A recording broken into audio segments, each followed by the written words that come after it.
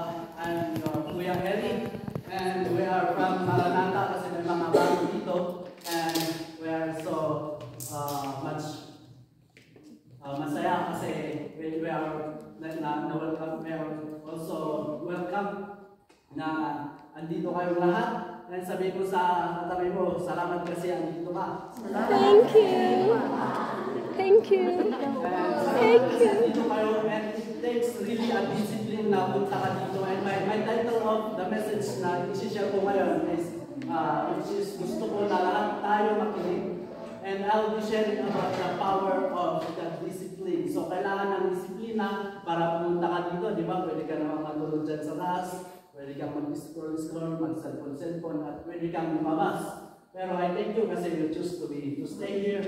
And as I'm going to share about the Word of God today, I need your undivided attention. Gusto kong mapakinggan nyo ito. At dahil kung pagkus ako man po ay excuse sa aking mga sinishare na kahit ako po na natututo rin sa mga sinishare ko at yung iba natutunan ko na rin. And gusto kong ibahagi sa inyo ng buong puso at gusto kong makuha ninyo ito dahil this word changed my heart and changed my life. That's why I'm here. And so I want sabihin mo sa katabi mo, huwag mo akong i-distract. Huwag mo akong disturbuhin. So I'm going to speak English and Filipino because some of my classmates here are from international. They are from Myanmar and from Philippines. And today I will not speak long. So I want your full attention. In just a few minutes, I'm going to share to you a message of the Lord. So I just want us all to look. Kilala niyo ba si Carlos Yolo? Alam mo sikat na yun? Yes! Olympics, di ba? Hindi mo sampulan sana kayo.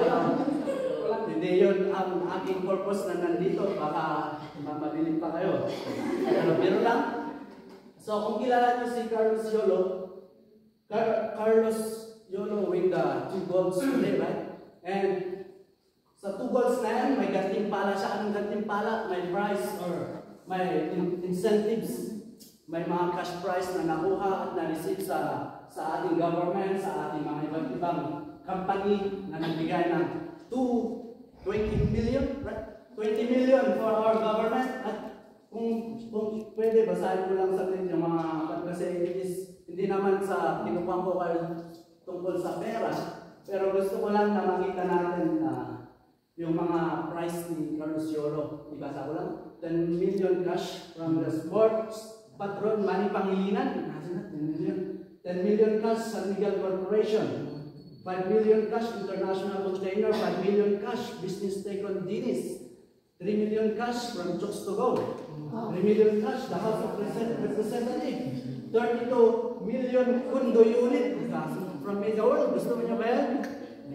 10 million from Toledo, House and Blood, brand new car, gold medal of Baylor, and unlimited airfare through flights. Wow! So, kumbaga, success, andun na siya sa pinakadulo, ano? At marami pa, lifetime free meals, lifetime budget, lifetime fried chicken. Sino may sa fried chicken dito? Yan, mag-gymnast na kayo? Joke lang. So, gusto ko makita na sa lahat ng tagumpay ni Carlos Yolo dito, gusto ko na pansinin natin na sa likod ng premyo ni Carlos Yolo na ito, we have this called firm. Gusto kong pakinggan nyo ito kasi ako rin po Gusto ko rin, na-excite ako sa mensahe na ito. Sa likod ng mga premyo na yan, may mga firm foundation of self-discipline. Wherein it is our topic for today, the power of self-discipline. Kung ano ba, kung bakit ba. Ano ang sikreto kaya ng mga successful na tao? Habang ako'y nagre-research kung baga, lahat ng mga successful na tao, i-search ninyo. Kobe Bryant. Sino ba? Manny Pacquiao. Kung titignan natin, they have ang Olympics kasi every 4 years na nagaganap yan. And in that 4 years, alam ko na hindi lang 4 years nag-training si Carlos Yolo. So, sa likod ng mga gantimpala niya, minsan naiingit tayo sa kanyang kayamanan, sa kanyang nakuha. Pero we don't even say and we didn't even know kung kaya nating pantayan yung binayaran niya na kapalit ng gantimpala na yun. So, sometimes we are being jealous to someone na we didn't even pay the same price. Diba? So, ang firm foundation na yun ay ang self-discipline. So, sabihin mo sa katabi mo self-discipline. Self-discipline. Ano nga ba ang self-discipline? So, ang self-discipline is the ability to correct and to regulate oneself. Kung kaya mo bang i-regulate or to correct oneself? Pwede pa pantasis ako sa ating visual aids. Sa aming mga guro kasi, tinatawag namin instructional materials or visual aids para makita nila ako. So, ito ang discipline. So, ang disiplina sa sarili ay paglalagay ng hangganan sa ating nararamdaman at mga kilos para magawa ko kung ano ang tama. So, dito hindi na sinabi kong para gawin niya kung ano ang maganda, pero ang tama. So, sa English, self-discipline is setting limits to my emotions and actions so I can do what is right. So, ang self-discipline is just simply, sabi ng guro namin nung sa college, sabi niya, what do you like? 99% ng grade? Or 80? And sabi niya, hindi siya nag-stop doon. Sabi niya, enjoy now or suffer later? Or what do you like? Suffer now or enjoy later? Suffer now. So, ang self-discipline is just simply suffer now and enjoy later. Kumbaga ito, self-discipline is setting limits. Nakikita niyo ba ang lalaking to? So sino ito? Ay, kumbaga anong nakikita niyo? Paano niyo describe ang picture na ito? So dito, di ba makikita niyo may nag-aayak na mag-basketball. At dito si Kuya, tinuturuan ng kanyang kapatid. So ang Kuya, sigurado barkada niya yung nasa likod. Sino dito may barkada sa inyo? Yan. So lahat tayo may barkada. So yung mga barkada niya, they are inviting him na maglaro ng basketball. Hindi ko naman sinasabi na maglaro ng basketball, pero there's a time for everything. So dito, ang time na yan is para turuan niya ang kapatid niya. So that's the discipline na kailangan niyang gawin para yung kapatid niya matuto at maging matalino kagaya ko. So, ayun, yan ang disiplina. I hope na nag-nagasi ang disiplina. So, ang disiplina sa sarili ay paglalagay ng hangganan sa aking nararamdaman. Sinong dito ang walang nararamdaman? Bato ba? Bato. Ikaw. Manhid. Sabi mo sa katabi mo, hindi ka yan.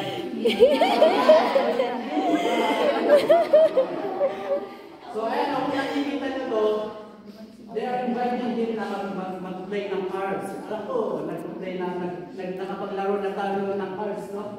So, nang sabi niya, hello, gusto ko, tara, sabi niya ba, or pass. Learn to say no, sabihin mo sa katabi mo, matuto kang magsabi na, matuto kang tumanggi, sabihin mo nga, matuto kang tumanggi.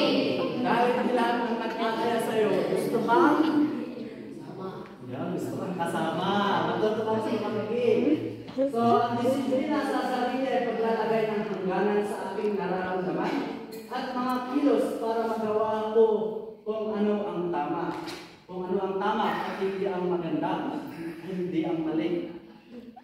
So, ito ang gusto kong ibahagi sa inyo ngayon na sana i-memory verse ninyo ito, i-memorize nyo. Ibubuhos, basahin na ninyo lahat. Ibubuhos ang mga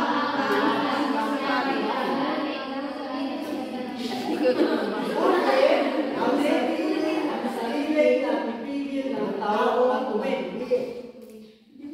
Ito ang salita ng Diyos, hindi ko salita. So, ang sabi dito, a fool gives full vent to his anger, but a wise man keeps himself under control. Tapos alam ko na lahat tayo dito, minsan nagagalit. Dahil may mga time na hindi natin gusto ang mga nangyayari, no? Pero ano ang nakikita ninyo dito sa bawat nagdabog, sinarado yung pinto. Marahil, minsan, or iba sa inyo dito, nakagawa na ng ganun sa... Tama? Hindi pa. Sabihin mo sa katabi mo, wag mo lang ulitin. Kasi, ang sabi dito, ang fool, ang mangmang, gives full vent to his anger. Pag galit kasi tayo, nagagawa natin kung anong gusto natin gawin. Nasasabi natin ang gusto natin sabihin, ano? But a wise man keeps himself under control. So, sabihin mo sa katabi mo, be wise. Sa bag. Ano bang nakikita niyo dito? Di ba? Sabi nyo kanina, may nararamdaman kayo. Lahat tayo dito ay tao lang at nakakaramdam. So, are you with me? Are you listening? Amen. So, all of us have emotions. Aminin mo yan. Kahit na anong sabihin mo na, hindi ako iyak, malaki ako. Hindi ako iyak. Kahit na babae ako, hindi ako iyak. Pero maya-maya, pag nasa kwarto ka, Lord, ikatawan. Diba? Okay, so ang babaeng ito, binubuli. Sino dito ang bubuli? Huwag mo nang ulitin. So dito, binubuli siya at yung isang babae naman, walang pakialam. Walang pakialam sa mga, sa bully ng isang babae, ano? So, lahat tayo dito nasasaktan at nakakasakit ng damdamin. So, maging wise tayo at magkaroon ng self-discipline. So, lahat po kayo gusto kong pumigit. Gusto ko rin na makita ninyo ang kahalagaan ng self-control sa ating buhay. Lahat, pikit, gusto ko lang na mag-imagine tayo. Let's imagine when, hello? So, lahat tayo pikit for just 5 seconds. Imagine niyo kumakain kayo sa isang lamesa. Pero busog na kayo, pero marami pang masasarap na pagkain. May fried chicken, may lechon, may spaghetti, may fruit salad. Naku, may butter chicken, lengko, fried salad. Okay, so ano ang dapat natin gawin para may self-control? Kakain ba tayo o hindi na? Hindi na, kaya magbukas yun na yung mga mata ninyo.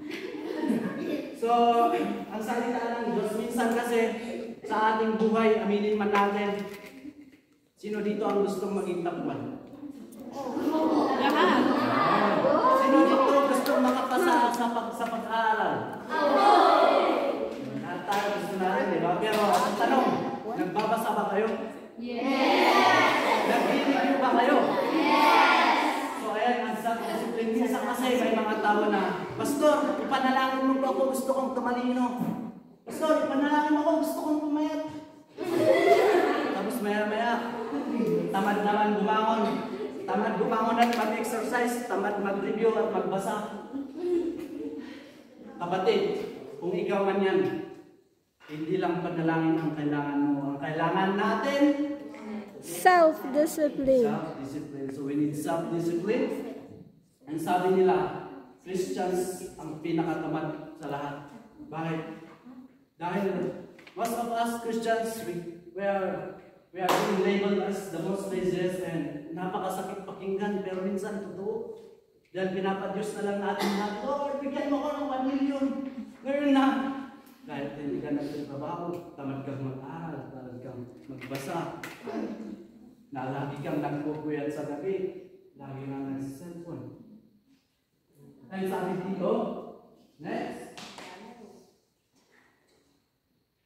Iiwasan ko ang mga tao dahil lugar na makakasira sa aking pasya na magkaroon ng disiplina. So in English, I will avoid people, things, and places that weaken my resolve to be self-control. So, iwasan natin yung mga tao. Minsan may mga tao talaga na kailangan natin iwasan. Hindi dahil ayaw natin sila o hindi natin kaya silang patawarin, pero for the sake na ma-achieve mo yung gusto mong goal na makapasa sa exam, gusto mong mag-grow sa yung spiritual life, iwasan mo sila at uwi ka dahil magpapasa ka. Sabihin mo sa katabi mo, uuwi ka na at magpapasa ka. And there are places na kailangan natin iwasan. Ano yung mga lugar na ito? Yun, distraction. Lugar na kung saan maraming mga bad influence. Di ba? Kumbaga sa bar, maraming inom-inom, sigarilyo. Iiwasan mo na yan. Sabihin mo sa iyong sarili, iiwasan mo na yan. Iiwasan mo na yun.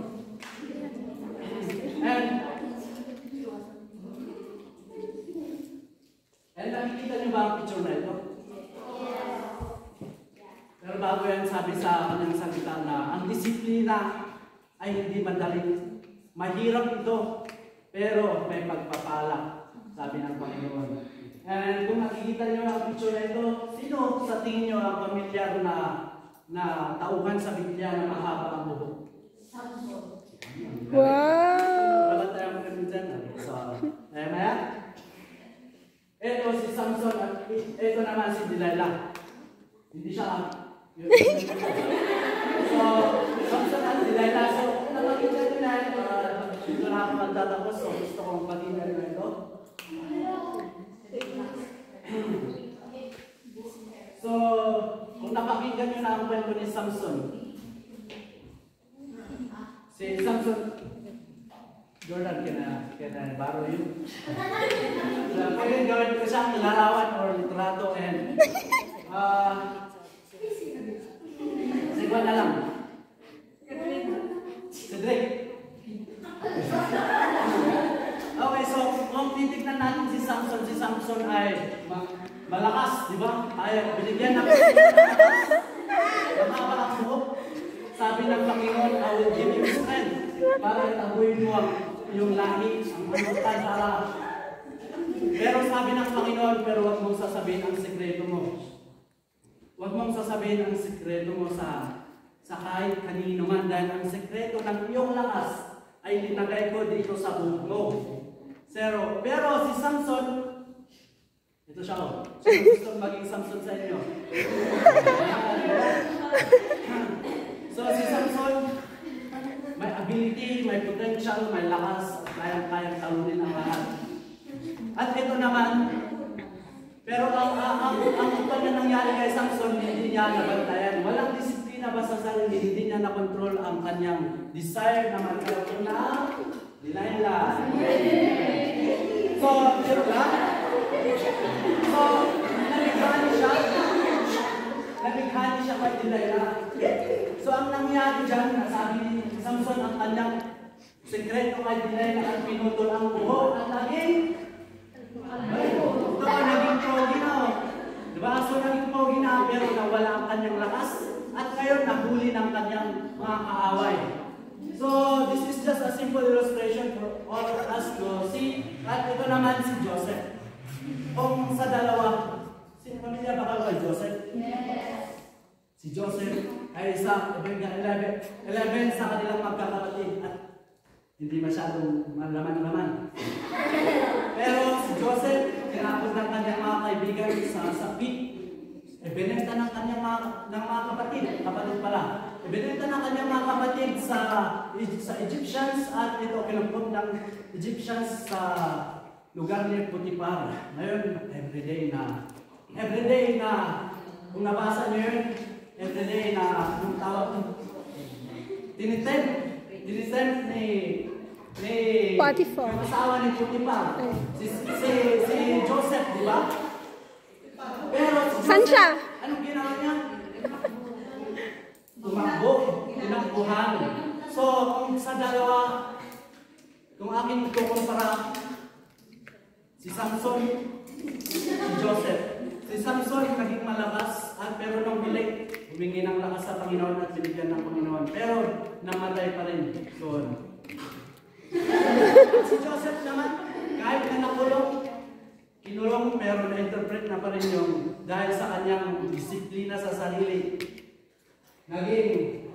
Naging kwanta ng hari, naging, he is next to the king. So, thank you so much. So, sino ang gusto niyong maging? Samson or Joseph?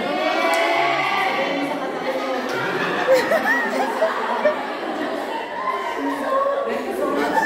So, in conclusion, lahat tayo gusto ko sanang let us embrace yung disiplina sa ating sarili na maging para makamit natin ang success kagaya ni Carlos Yolo, hindi lang siya, marami din sa atin dito, marami sa inyo. Nakikita ko ang magiging successful ko.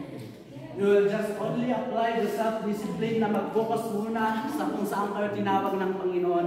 Dahil I was been an athlete for 9 years and sad to say na hindi ko man lang nalaman ang self-discipline na ito na kumbaga as an athlete, nagte-training lang ako noon after 1 week before the competition and sabi ko, Lord, gusto kong makapunta naman at makarating naman sa Caraca. Pero 1 week, lagi akong second place and I almost give up. Pero nung I was in college, doon ko na nakita yung importance of self-discipline dahil andun ako sa lugar na hindi sila nagte-training. Pero nandun ako sa college, doon ko nakita ang pagpapaalaga ng disiplina and I finished my studies as the Athlete of the Year or University Athlete of the Year at natapos ko yun sa hanggang pagtapos na ako at ang testimony ko is nakapunta na ako ng Caraca, hindi lang dahil sa being athlete but isang coach din at maraming lugar na napunta ako pero hindi ko sinasabi ito para magyabang pero sinasabi ko ang sikreto ng pagiging may. Okay, so let us all stand. May nabasa ako na